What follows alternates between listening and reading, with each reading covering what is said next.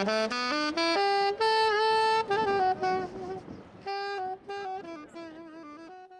and welcome to the first edition of Ye Olde Theater's What a Director Needs. My name is Greg Winkler. I've been an actor and singer in community theater for over 20 years. With me are directors Stephanie Roscoe, Stephen Carver, and the man who literally wrote the book about community theater directing, Carver's Manual to Community Theater Directing, copyright 2010, James Carver, and Larissa Netherland. So Stephanie, you're given a script, you've gotten the go, you're directing this show. What are you going to start with? Read the show many times. My job is to figure out what story we are telling, because often scripts give you the option of telling different stories. So my first job is to figure out what is the focus of the story I am telling, and that helps inform which actors I'm going to choose to tell that story. Okay. Steve, what do you think?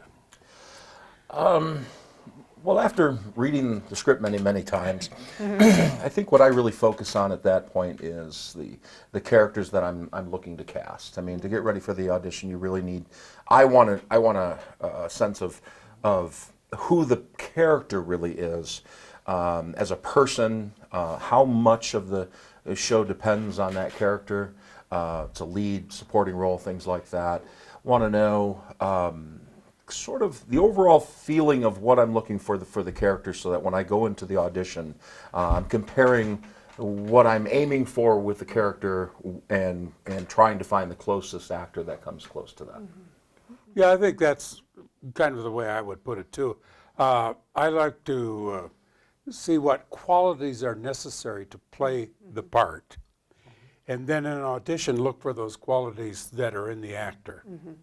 And to see if I can find that. Now, unfortunately, the perfect person never walks into an audition. And so Maybe twice twice? in a lifetime. You've been luckier than I have. But you have to make allowances, and you say, well, maybe it's there, maybe it's not. And you make certain judgments during the audition. And I would go along with that in terms of quality. I think of it as energy. What is the energy of the character? Is it an out energy? Is it an in energy? What rhythm do I feel they have? And that's what I'll often look for in my actors, is the kind of energy or aura that they bring. That sounds very like, ooh, but everyone kind of has a sense of who you are, and you project something as a person, and I look for that when I'm casting my actors' characters. And the other aspect that we haven't discussed yet is what are the elements in the show that you absolutely have to have in your actors? What skill sets? So if you're doing a comedy, in a sense, you're going to need to know exactly what type of comedy you're doing, and so that when you're prepared and understanding the style of comedy going into it, so that when you're looking at your actors, you can say, okay, they have the skill set to be able to do this comedy, or they don't. And that's really important to understand before you start into the audition. Okay, so that kind of comes into the next kind of idea is you're going to make, you as a director are going to make choices as to whether they're going to be doing cold readings, whether they're going to be doing prepared monologues, prepared songs, things like that. So what kind of leads you to those decisions? I'll say, Larissa, how do you tend to work and make those decisions? Yeah, it depends a lot on the show and what I'm looking for. If it's a dialogue-heavy show, having a prepared monologue is good to know that people can memorize things, and they can, if it's text-based, like an Arthur Miller or something like that, I want to know that they can do words. I love to do more abstract work and more experimental theater, and when I'm doing those kind of shows, it's much more about how people move, how they work together. So in those cases, I'll often do improv exercises or just play around with people during the audition to see how they're willing to make choices with me and how they're willing to move and work together. Okay. I would say with me, I seldom do prepared monologues, because one of the things that I really like to see in an audition is what an actor's instincts are in approaching a particular speech or something. And I'd like to see their instincts come through, so I know that they have a sense of imagination about how to place certain things. And I always felt that a prepared monologue, it might be too memorized. I don't get a chance to see. I see how they prepared, but I don't get a chance to see that creative process that the actor brings to that. Okay, Stephanie, what do you think? I do a lot of Shakespeare. I direct a lot of Shakespeare. So I require memorized monologues because I need to know that you can memorize. And in community theater, that's not always a given. So I need memorized monologues to see if you can memorize and if you understand what you're saying. Yes. And There you go. and then at callbacks is where we do the cold readings and we look for the inspiration. And then the people who can't read, you know, the dyslexics or for whatever reason, people who are poor readers are not as disadvantaged if I wait until callbacks for the cold reads. That's my feeling. Okay. But You've allowed them to show that they have some ability and then find out what they're working, yeah. how they work. So what do you think, Steve? I actually, I've done it all, you know, done a lot with cold reads and things like that. I find for me, for the audition, I want the actors first step in front of me for the audition to be their most prepared. I want the actor to feel comfortable. I want them to show me what they're strong at. So I'm not looking for their innate sense yet, their skill levels yet. What I want to do is I want to see what they're really comfortable doing. And that, from what I'm looking at, does two things. It allows the actor to make their best step onto a difficult, let's face it, auditions are terrible. They're a terrible way to do things, but they're a job interview. And so I want them to feel really comfortable, but I want to see what they see themselves doing the strongest. And that allows me to see what they think is their skill set. And for that, that's pretty much what I look for. And then I'll do cold reads at callbacks and things like that, because that's when I start delving into what James said before, about finding out their nature, seeing if they can see their creativity in interpretation of the script and things like that. Okay.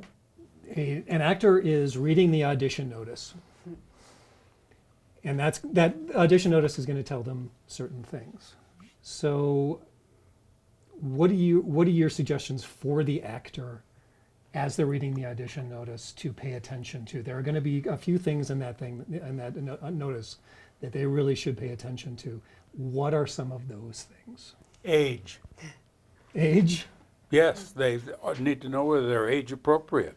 Okay. Because we're in the adult theater, as opposed to, not there's anything wrong with it, but university theaters are casting teenagers and young 20-year-olds Right. in older parts. We can't get away with that with our audiences.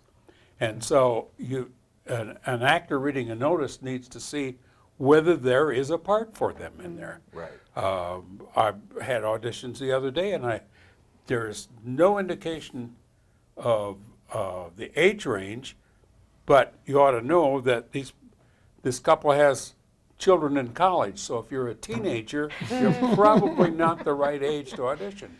Yeah, we get a lot of that when I'm casting a show. Yeah. You'll get 13 and 14-year-olds coming in to Yeah. read for 30 and 40-year-olds, and I understand that they want to audition, and I give them full credit for the Well, audition. it's good experience for them, too. But at the same time, realistically, they can't be considered in an adult style show. Right. But we do see that. So take the age range very seriously, and the character types very seriously. I mean, actors should know their type. They should know where they fit. Are they a leading man? Are they an ingenue? Are they a character actor? Are they not? And audition for the roles that are appropriate for them. And do read the whole audition announcement and do what the director has asked. So if the director says nothing from the show, you better not bring something from the show, because the director's going to go, "Oh, that's trouble right there." Right. You're already shooting yourself in the foot and making it hard. No matter how brilliant your reading is, if the instructions say nothing from the show and you bring something from the show, you're already on the negative start. I would agree with that. And just going along with character types and things in musicals, being honest about your vocal range. Honest to yourself about your vocal range. One of the things that's kind of related to this is lots of actors will, if there's an audition, say 2 consecutive nights, lots of actors will say, well, I'll go the second night. And I think that's a mistake. And the reason I think it is a mistake is, as a director, I know that, say I have a first night audition and I see a number of actors, I see possible casting in there, okay? And I say, no, I think they could play that role, and they could play that. Now, the next night, I've already got those kind of tentative decisions made. And anybody coming in has to move that person out of my thinking. And I think they make a mistake by doing that. I think that actors should plan on going to the first night of auditions. Well, on the other hand of that, not to take counterpoint, but you're wrong. No. No. I tend to not start making decisions until callbacks. What I'm looking for in the first set of auditions, and this is true whether it's the first night or the second night, is I'm looking for skill level that can fit the show, and I'm looking for character types that can fill the show. Yeah, but you've made certain kind of, this is a possible, this is a possible, this is a possible. Well, yeah, but I can't say that I'm eliminating people, or I would eliminate people, because what I do is I say, okay, so let's say you go through your first night of auditions and you come through and you've got good, okay, now you can cast the role. So then you have a second night and you've got some more people that come in. When I'm looking at a skill levels based on, and I'm comparing skill levels versus actors. And then for me, the callback is where the decision's made. That's when I really start to compare and start to contrast. And I really try not to make any strong audition decisions on auditions at the first night, because you never know what you're going to get the second night. And I'll tell you, there have been plenty of times when you think you got the role and then somebody comes in and they call backs and it switches up on you and you're like, oh my goodness, and it changes your mindset. So I try to stay very fluid for the whole thing. That's not to necessarily say that it isn't good to get in early, because you can persuade a director, but I think there's also, the callback is incredibly important for me anyway. Oh, for me too. Callbacks is incredibly important. And another thing actors need to do to prepare is they should familiarize themselves with the show. I mean, how can they know if they're an appropriate age if Yeah. they know nothing about the show? They can read a synopsis online or... Yeah, and there's so much of that. Google the show, understand, go to the wiki pages on it and read about what the show is, if you can't get your hands on a script. What's one thing that actors do constantly during auditions that you wish they would do better? I'm not going to say do wrong, but better. what's one thing that they do well, that see, you because wish? my big do wrong is never apologize. Never start your audition by saying, I'm sorry, but I have a cold, I sprained my ankle yesterday. You're already setting yourself up to say, I'm not going to do a good job here. Please forgive me. I don't start well with that kind of energy. Okay, that's one thing. Oh, that's difficult. Well, for me, Yeah. for me, I think it's is the actors have a tendency to walk into an audition, and like we said earlier, auditions are very difficult to begin with. The director knows that. The director knows this is difficult for the actor. Actors, in my opinion, as Stephanie said, they come in and they apologize, or they're giving excuses for why they're not going to do their best work. And in a sense, what an actor really should do before the audition is they need to see that audition period, whether it's going to be a cold read or whether it's a prepared monologue, as their time. It's their time, it's their space. They own it. We have given it to them. Okay, and I think actors don't own it enough. I think they come in and they kind of shrink. You know, one of the things that science has kind of looked at with confident people and powerful people is they tend to own their space. They tend to take more space with their body. They tend to spread out. They tend to be up. If you watch a track meet or you watch any kind of athletic event, you'll see the victor puts their arms up. And what's interesting about this is that's an innate character trait in human beings. Blind people who have never seen, blind athletes who've never seen that, do that instinctively. And so what actors tend to do is they go to the audition and they tend to sit in the lobby and they shrink and they sit there and go, okay, my monologue, okay, I can't remember my monologue, you know. And really what they should be doing is they should be taking a powerful stance for themselves and getting themselves prepared to walk in, because the moment that you walk on that stage, you're presenting yourself. And your slate that we've talked about so often is incredibly important for you to hear yourself in the space, to set your feet firmly in the ground, and do the job you've prepared at home so that you can walk in and do the job. Because the reality is, actors have no control over the casting at all. They have no control. But they do have control over those 2 minutes in front of the director when they get to stand up and present themselves.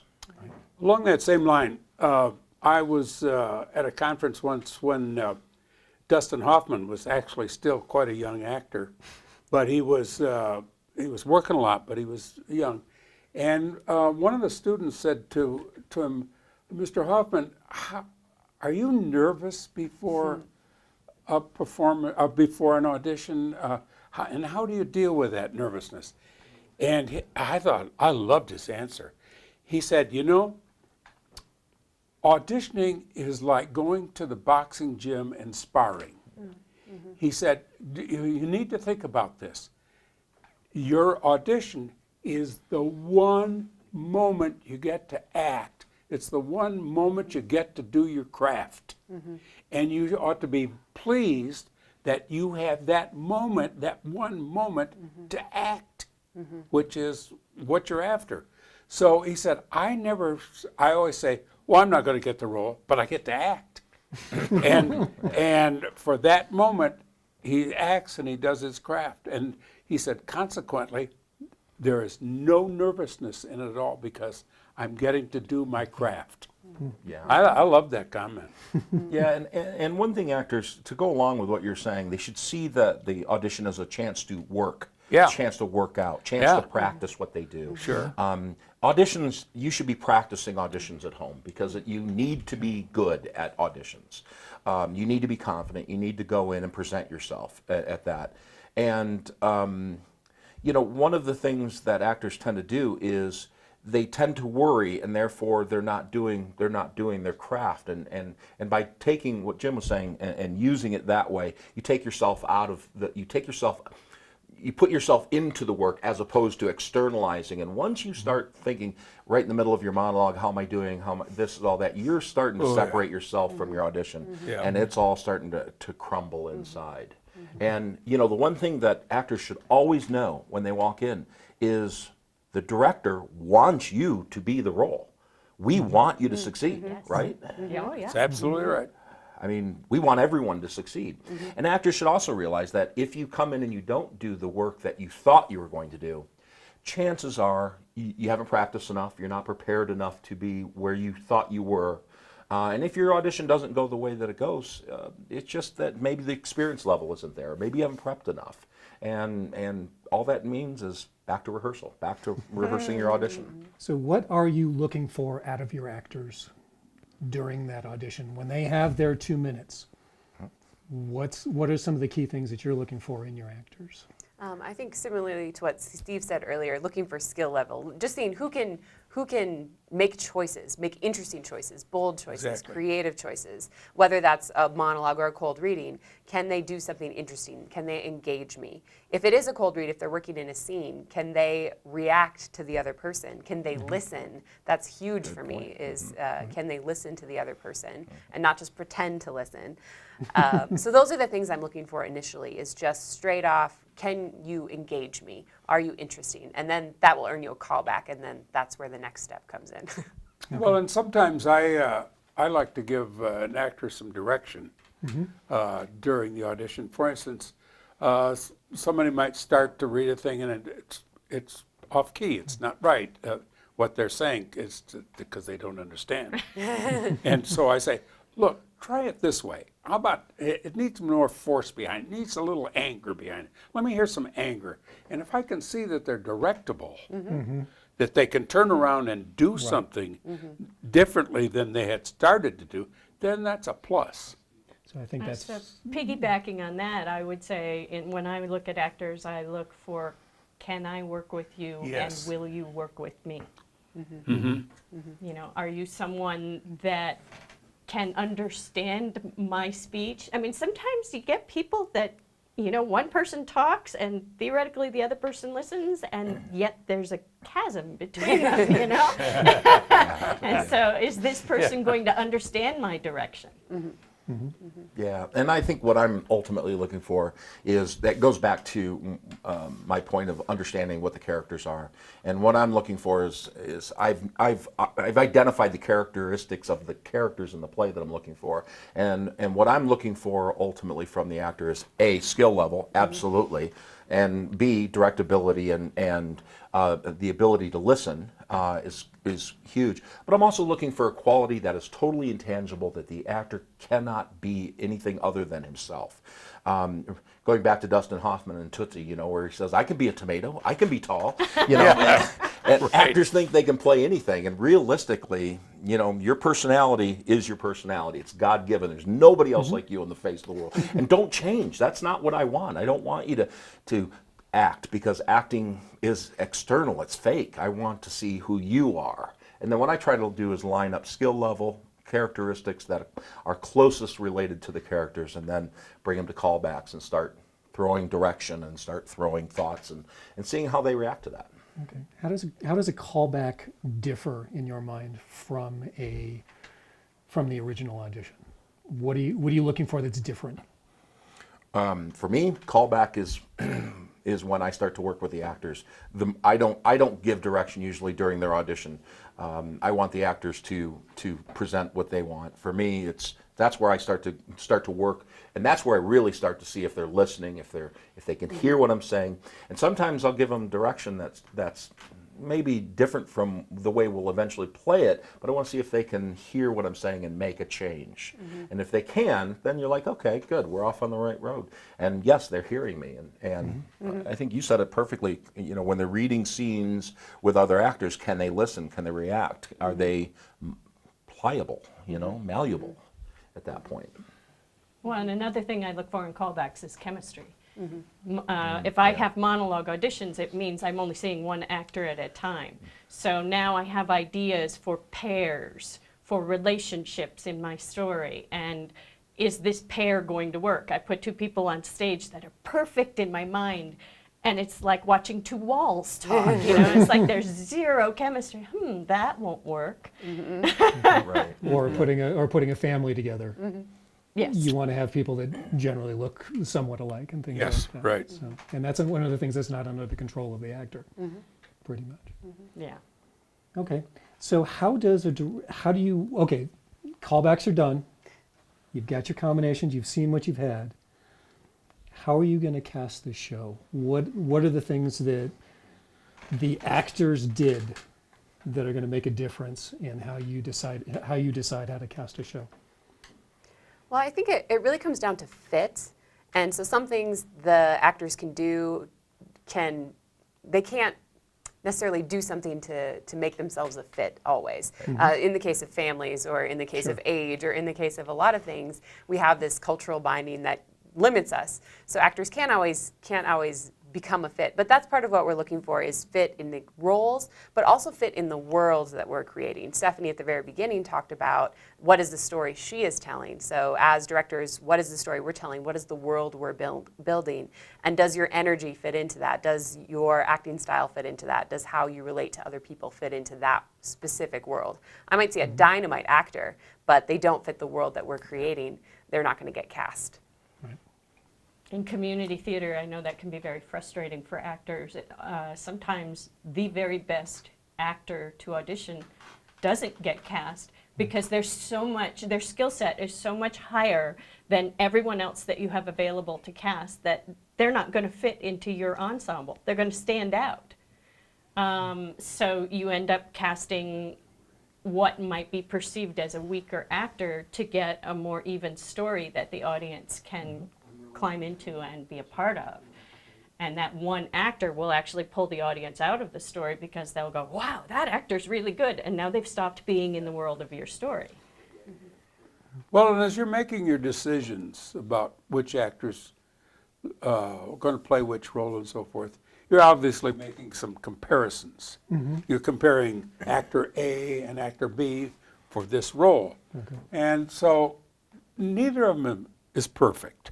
Mr. Perfect didn't show up. Again. And so you're saying this actor here seems to have more of the qualities of the character and is directable and is listening and has good instincts and so forth, even though this one over here is very good. It's just there's something about actor B that just doesn't quite meld into the character. Even though if actor A hadn't shown up, I would cast actor B. Actor A seems to have more of the qualities that I'm looking for in casting. And poor actor B has no control over that decision. Absolutely. No control. And lots of times, I think we'll all agree, it's our instincts. Sure. I had a time when I was casting a young male role in a heavy drama, and you know, this kid had to be 14, 15, 16 years old in that area. So they're already coming to the audition with a limited skill set at that point.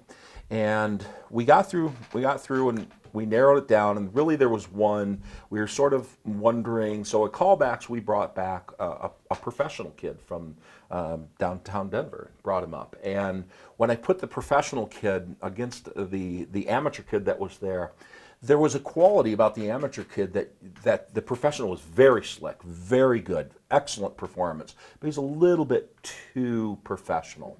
And we lost the innocence of the child. And so therefore, you're right, it goes right back to instincts. You know, had the professional kid showed up, I would have said, great, we're done, you know. But the amateur was just, there was a quality that you just saw and said, that's what I need.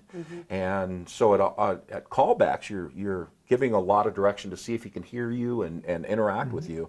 And at that point, you're going with your gut and you're saying, this is, and my producers were, no, don't do this, don't do this. And I was like, no, this is the way to go. This is the right way to go. And as it turns out, it was the right way to go because the kid was amazing.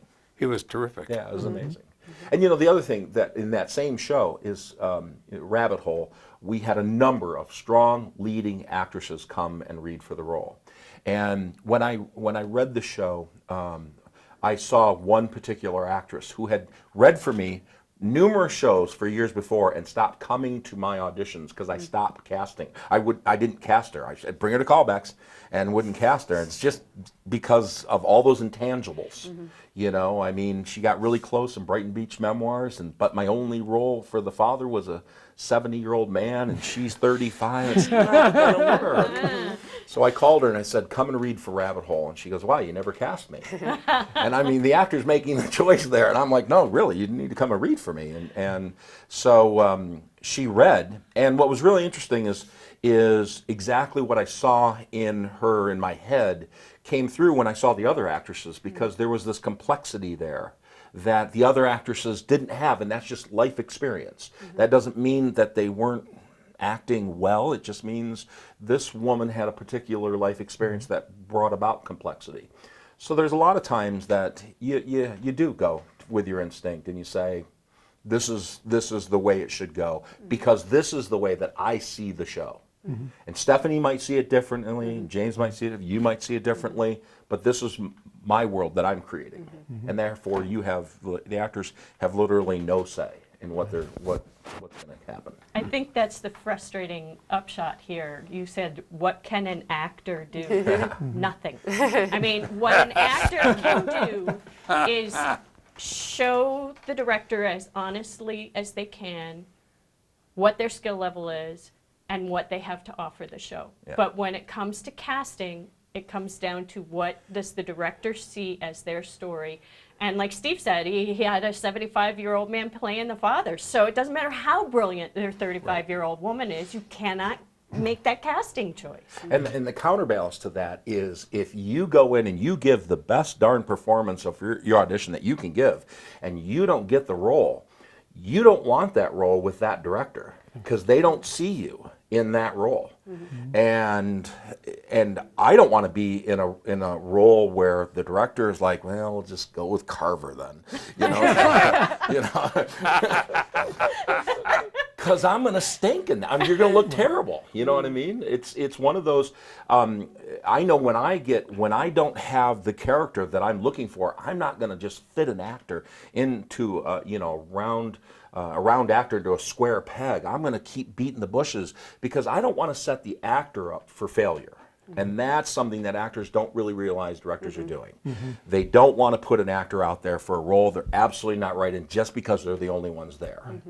And I think we all kind of do that. We all kind of beat the bushes and find the right actor versus just go with whatever you got. And sometimes you get into rehearsal and you find you have cast the wrong person. Right.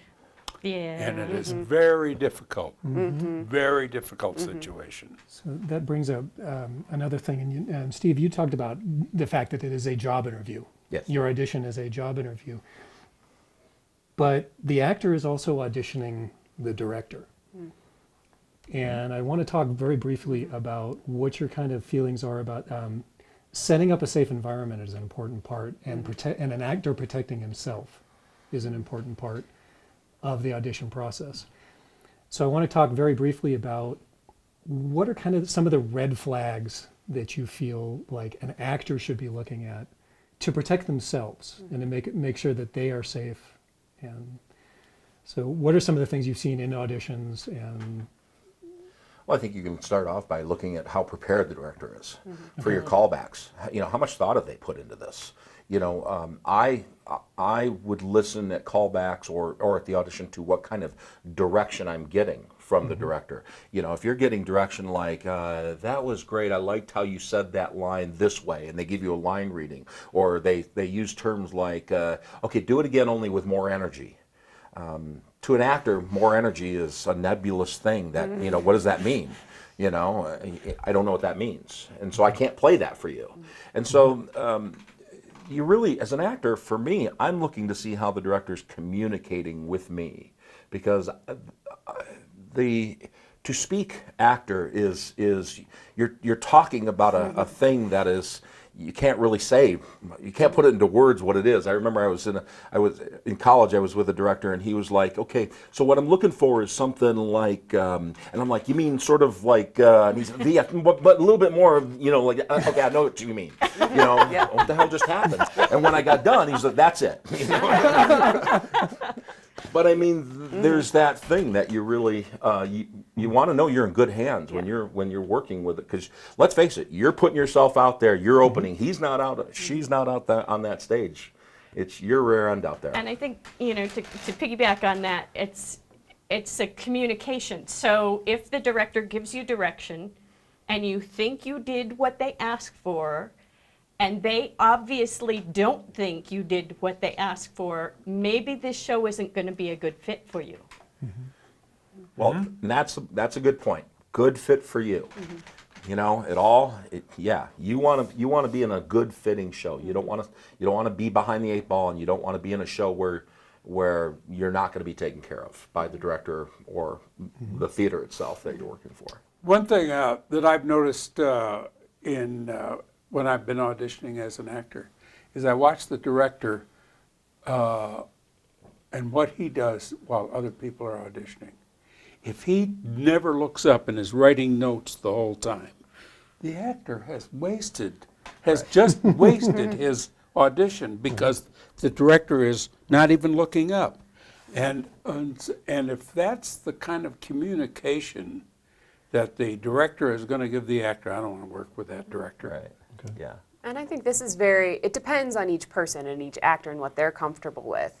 For me, the thing that rubs me the wrong way is people not respecting my time, especially in community theater, understanding we all have jobs, we all have lives, and I'm when I'm an actor or a director, I commit to a show and I do it and I come when I'm called, before I'm called, because I'm good. And if a director doesn't utilize that time well, especially in an audition, I'm guessing that they're not going to utilize time well during the rehearsal process either. So if I have a small role, I might show up to a rehearsal and not be used the entire night. That bothers me yeah. personally. Yeah. Oh, yeah. Yeah, I worked with a director one time when I was an actor at the University of Miami, and we were working a very difficult, dramatic scene, and he had to stop everything because my foot was standing on the rehearsal, on the tape mark for where a platform was going to be, and he said, he's like, stop, you're standing on a platform. And I'm like, but that's tape. And he goes, yeah, but it's going to be an 8-inch platform there. You're going to trip. And I'm like, oh my gosh. And I knew at that point, I'm in a very bad play. Thank you for joining us for this first edition of What a Director Needs from Ye Olde Theater. I'm Greg Winkler. See you next time.